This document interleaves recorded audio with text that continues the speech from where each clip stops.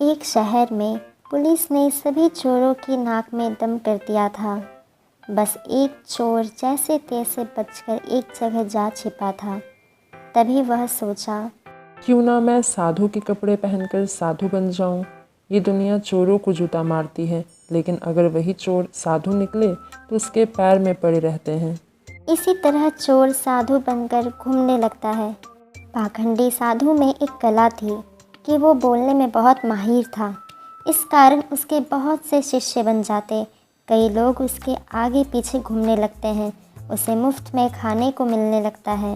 पाखंडी साधु जंगल में अपने शिष्यों के साथ रह रहा था। तभी उसके आश्रम में एक सेठ आया।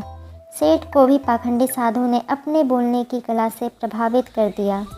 सेठ जब घर पहुंचा तो उसे एक ख्याल आया। असल में सेठ को एक दुविधा थी। उसके पास बहुत सोना था, जिसे चोरों के डर के कारण वो अपने घर में नहीं रख सकता था।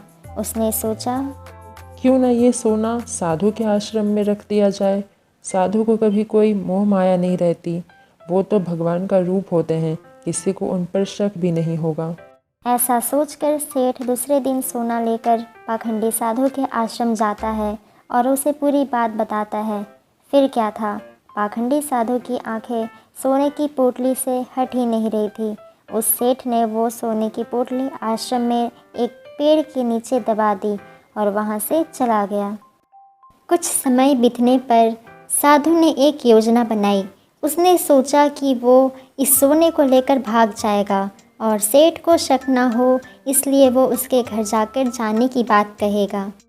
अगले दिन साधु सेठ के घर जाता है। सेठ के पास एक व्यापारी रहता है। साधु अपने जाने की बात कहता है। इस पर सेठ दुखी होकर उसे रोकता है, लेकिन साधु कहता है, मैं एक सन्यासी हूँ, किसी एक जगह नहीं रह सकता। मुझे कई लोगों को मार्गदर्शन देना है। ऐसा कहकर साधु बाहर निकल जाता है। यह सब घटना सेठ के पास बैठा व्यापारी देखता है। वह सेठ से पूछता है, कौन है ये? तब सेठ उसे पूरी बात बताता है। तब व्यापारी उससे कहता है, तुम मूर्ख हो, वो पाखंडी तुम्हें लूट के ले गया। कैसी बात कर रहे हो? वह एक संत है, बहुत ज्ञानी है। अगर तुम्हें अपना सोना बचाना है तो उस जगह चलो जहाँ सोना दबाया था। सेठ उसे वहाँ लेकर जाता है और खुदाई करता है, लेकिन उसे कुछ नहीं मिलता।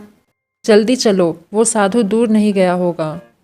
लेकिन तुम्हें कैसे पता चला कि वह साधु पाखंडी है?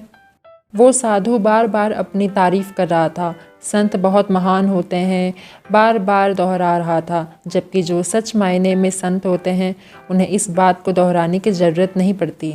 सेठ और व्यापारी पुलिस को बोलते हैं और पुलिस उस पाखंडी साधु को ढूंढ लेती है।